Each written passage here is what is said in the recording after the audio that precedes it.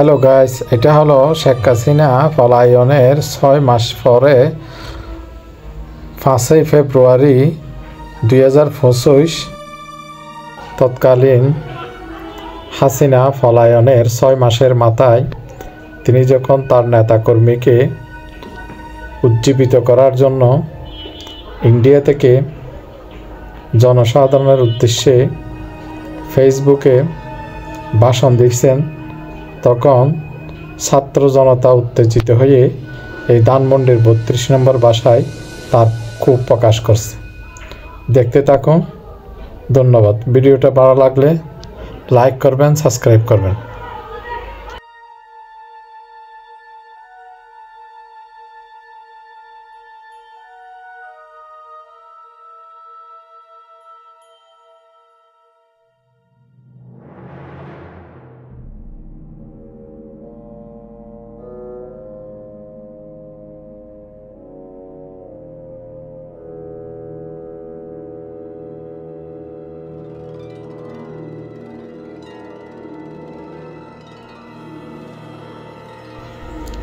এখানে শেখ মুজিব সাহেবকে হত্যা করা হয়েছিল। দেখেন, বুলেটের গুলি এখনো দেওয়ালের গায়ে লাগানো আছে, এগুলো চিহ্ন এখনো আছে। এই সিঁড়িতে তিনি লুটিয়ে পড়েছিলেন।